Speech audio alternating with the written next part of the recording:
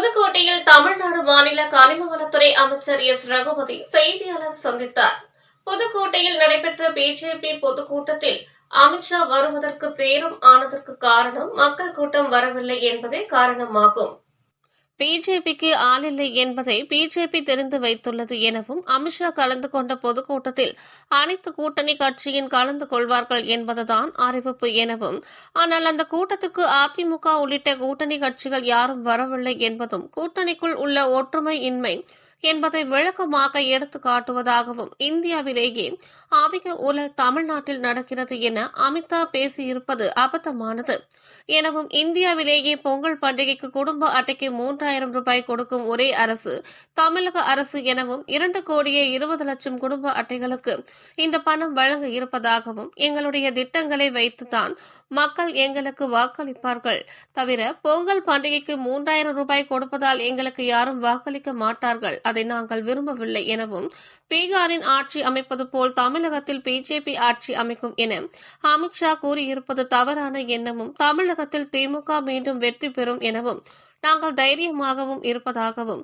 எங்களை யாரும் மண்ணை கவ்வ வைக்க முடியாது எனவும், அமித்ஷா தான் மண் கவ போகிறார் எனவும், அரசு ஊழியர்களுக்கு ஓய்வு ஊதிய திட்டம் வழங்கி இருப்பது தமிழக அரசின் திட்டம் எனவும், அவருடைய வாழ்க்கையில் மகிழ்ச்சியான தருணமாக திகழ்வது அனைத்தும் தமிழக முதலமைச்சராகத்தான் மட்டுமே தவிர வேறு யாரும் காரணம் இல்லை என தெரிவித்தார். மேலும் அண்ணாமலையின் கனவு பலிக்காது எனவும், பிஜேபி தமிழகத்தில் ஆட்சியை பிடிக்க முடியாது எனவும், மீண்டும் திமுக ஆட்சியை பிடிக்கும் எனவும், அந்த அளவுக்கு எங்களுடைய திட்டங்கள் மக்களிடத்தில் போய் சேர்ந்திருப்பதாக தெரிவிக்கின்றார். உதயநிதி ஸ்டாலினை நாங்கள் முன்னெடுக்கவில்லை எனவும், அனைவருமே தமிழக முதல்வர் ஸ்டாலினை நம்பி இருப்பதாகவும், உதயநிதியை தேர்தல் பிரச்சாரத்திற்காக அனைத்து திமுக பிரமுகர்களும் தொண்டர்களும் ஒருங்கிணைந்து தேர்ந்தெடுத்ததாகவும், திராவிட முன்னேற்ற கழகத்தின் மீது பிஜேபி மாநில தலைவர் நயினா நாகேந்திரன் கூறியிருப்பது தவறானது எனவும், கரூர் மக்கள் நெரிசல் சம்பவத்தில் காயமடைந்தவர்களை மாவட்ட செயலாளர் என்ற முறையில் செந்தில் பாலாஜி சந்தித்ததாகவும், அவருக்கு அதில் எந்தவித சம்மதமும் இல்லை எனவும் தெரிவித்தார்.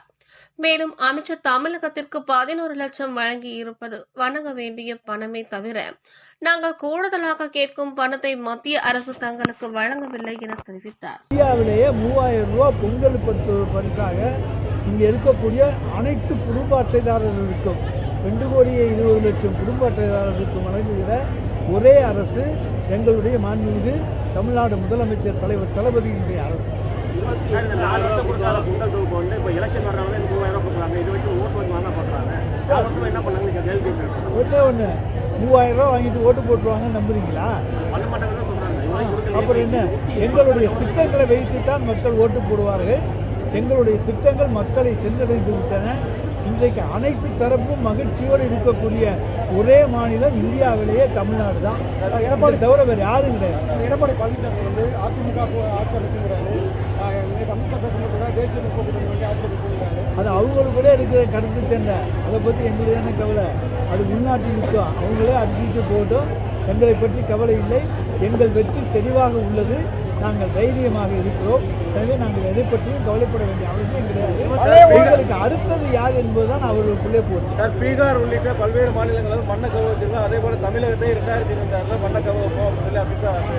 இங்கே நாங்கள் அமித்ஷாவை மண்ணை கவர்வோம். பழைய ஓய்வு திட்டத்துக்கு வந்து இப்போ பல பேர் அரசு ஊழியர்கள்லாம் மாற்று கருத்து தெரிவிச்சிருக்காங்க. எதிர்மறையான கருத்துக்கள் நிறைய. எதிர்மறையான கருத்துக்களே கிடையாது. 2003 அன்றைய அண்ணா திராவிட முன்னேற்ற கழக ஆட்சியிலே இந்த திட்டம் கொண்டு நிறுத்தப்பட்டது. ஆனால் இன்றைக்கு அரசு ஊழியர்கள் அனைத்து தரப்பிலும் மகிழ்ச்சியோடு வரவேற்று ஏற்றுக்கொண்டிருக்கிற திட்டம்தான். அரசின் நிதிநிலை மிக மோசமாக இருக்கிறதே, நமக்கு தருவார்களா தரமாட்டார்களா என்று இருந்த நிலையிலே அவர்களுக்கெல்லாம் அவர்கள் எதிர்பார்க்காத வகையிலே இன்றைக்கு ஓய்வூதிய திட்டத்தை மாண்புமிகு தமிழ்நாடு முதலமைச்சர் அவர்கள் அறிவித்திருப்பது அனைத்து அரசு ஊழியர்களுடைய வயிற்றிலே இன்றைக்கு பால் காய்ச்சியதை போல் இருக்கிறது.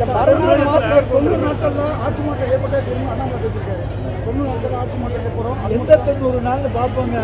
40, 50, 60 இதுன்னு அண்ணாமலை இன்னைக்கு வேணாலும் சொல்லிட்டு தான் இருப்பார். மாற்றமெல்லாம் அவர்களுக்கு ஏமாற்றத்தை தான் தரும். சார், நாங்கள் இப்போ தலைவர் தளபதி தான் முதலமைச்சர்னு சொல்கிறோம். உதயநிதி ஸ்டாலின் துணை முதலமைச்சர் தான் சொல்கிறோம். நாங்கள் எந்த இடத்துலையும் உதயநிதி ஸ்டாலின் முதலமைச்சர் வாக்களியுங்கள் என்று கேட்கவில்லை. தலைவர் தளபதியினுடைய ஆட்சி தொடர, திராவிட மாடல் ஆட்சி பார்ட் 2 தொடர, தலைவர் தளபதியினுடைய கரங்களை வலுப்படுத்த எங்களுக்கு உதயசூரியனுக்கு வாக்களியுங்கள் என்று கேட்பதை தவிர உதயநிதி ஸ்டாலினை இப்போது நாங்கள் முன்னிறுத்தவில்லை. இந்த தேர்தல் பணிக்காக இன்றைக்கு அவர் சுழற்று பணியாற்றிக் கொண்டிருக்கிறார். இந்த இயக்கத்துடைய அனைத்து தொண்டர்களும் அவரை ஏற்றுக்கொண்டிருக்கிற ஒரு இளம் தலைவராக அவர் இருக்கிறார். எதிர்காலத்தில் அவர் இந்த கட்சிக்கு தலைவராக வருவார். உள்துறை அமைச்சராக இருக்குது பேசும்போது அதிமுக திமுக அமைச்சர்கள் வந்து தற்போது கருப்பு பணத்தை வெள்ளையாக்கி கொண்டிருக்கிறார்கள். நாங்கள் எங்கேயும் வெள்ளை பெயிண்ட் வாங்கி அடிக்கலாம்.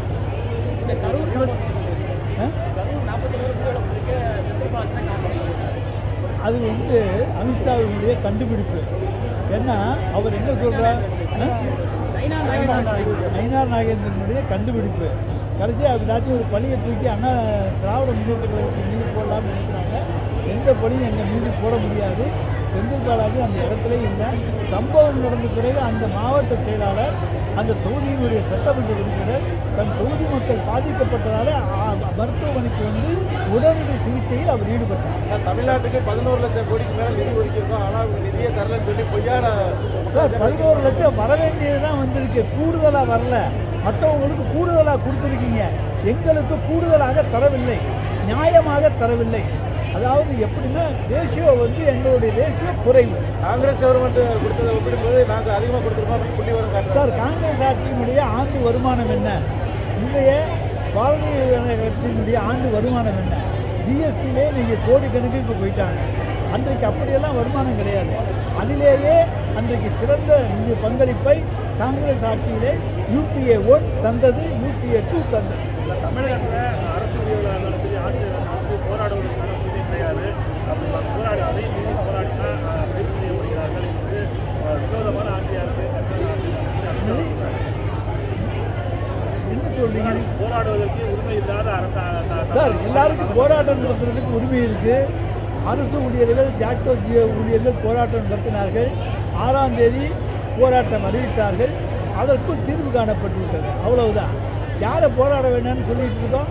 போராட ஒழுங்காக அனுமதி கேட்டால் அவர்களுக்கெல்லாம் போராட அனுமதி கொடுக்கிறோம். அதில் தவறுகள் இருந்தால் நடவடிக்கை எடுக்கிறோம். வெட்ட வெளிச்சமாக இருக்கு. காங்கிரஸ் திமுக கூட்டணி வெளியேற முயற்சி எடப்பாடி சொல்லியிருக்காரு. சார், எடப்பாடி பகல் கனவு கண்டுக்கிட்டே இருப்பார். இன்னைக்கு எடப்பாடியை பாஜகவே முதலமைச்சர்னு ஒத்துக்கிறார். அப்புறம் எப்படி அவர் சொல்லுவார்? எங்கள் கூட்டணி சரியாக தான் இருக்குது. செல்வ பெருந்தகை தகுந்த காரணங்களை, சில விளக்கங்களை அன்றைக்கு அந்த நடைப்பயணத்துக்காக சொல்லிவிட்டு சென்றிருக்கிறார். ஏன்னா எங்கள் கூட்டணியிலே தலைவர், எங்களுடைய தளபதி, அவரோடு அனைத்து கூட்டணி கட்சி தலைவர்களும் நல்ல நட்பில் இருக்கிறார்கள். எனவே இது உடைக்க முடியாத, அசைக்க முடியாத கூட்டணி. சார், அவங்க கருத்து சார், ஒவ்வொரு கட்சியில் 1000 பேர் கருத்து சொல்லுவாங்க. தலைமை என்ன கருத்து, தலைவருடைய கருத்து என்ன, அதைத்தான் பார்க்கணும். தலைமை என்ன சொல்லுது? தலைமை எங்கள்கிட்ட பேச்சுவார்த்தைக்கு வர்றாங்க. தலைமையினுடைய கருத்து தான் கருத்து. ஜோதிமணியுடைய கருத்தோ, மாநிலத்தவர்களுடைய கருத்தோ கருத்தல்ல. அதெல்லாம் நாங்கள் ஊரில் போகிறவங்க பேசுறதெல்லாம் நாங்கள் ஏற்றுக்கிட்டு போகணுங்கிற தேவையாட்டு ஜோதிமணியை தூக்கி சுமந்தவர்கள் திராவிட முன்னேற்ற கழகத்தினர் தான்.